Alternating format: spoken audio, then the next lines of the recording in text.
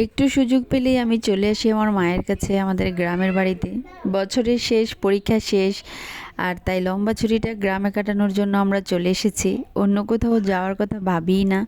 এই ছুটি মানে আমার মায়ের কাছে ফেরা। প্রত্যেক সন্তানের উচিত সুযোগ পেলেই তার বাবা মার কাছে ফিরে আসা, একটু সময় দেওয়া, তাদের সাথে সময় কাটানো। মায়েরা তো প্রতিদিন অপেক্ষা করেন কবে ছেলে মেয়েদের ছুটি হবে। আমার বাচ্চারাও তো শহরের চার দেয়ালের মধ্যে বন্দি থাকে। ওরা ছুটি পেলেই খুশি হয়, নানুর কাছে আসবে, গ্রামে বেড়াতে আসবে, খোলামেলা পরিবেশে দৌড়ঝাঁপ করবে।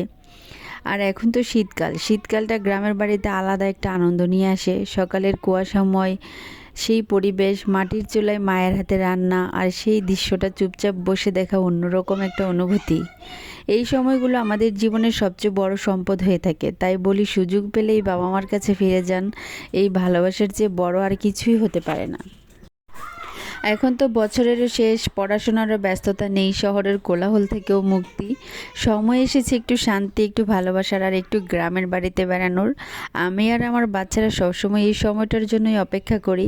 তো আমার মাও সকালবেলা উঠেই চুলায় আগুন আগুন ধরিয়ে দেয় রান্নাবান্না করার জন্য। আর চুলার পাশে বসে বসে সেই তপ্ত আগুনের উষ্ণতা নেই, যেন ছোটোবেলার দিনগুলো ফিরে পাই।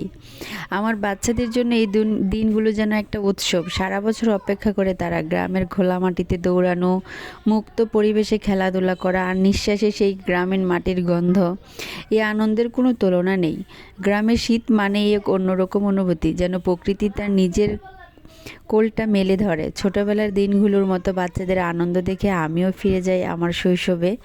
আমার মা আমাদের একসঙ্গে বসিয়ে খাওয়ান, সেই মমতা, সেই যত্ন, এই অনুভূতি শহরের ব্যস্ত জীবনের কোথাও পাবো না।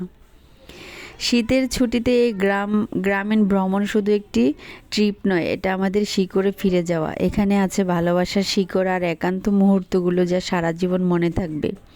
এই গ্রাম, এই বাড়ি, আর এই মায়ের স্নেহ, এটাই আমাদের আসল ঠিকানা। বছর শেষে এই কয়েকটা দিন আমাদের জীবনে একটা নতুন শক্তি যোগায়। শীতকালের এই দিনগুলো যেন চিরকাল থেকে যায়। শিকড়ের টানেই আমরা ফিরে আসি, জীবনের আসল আনন্দটা এখানেই।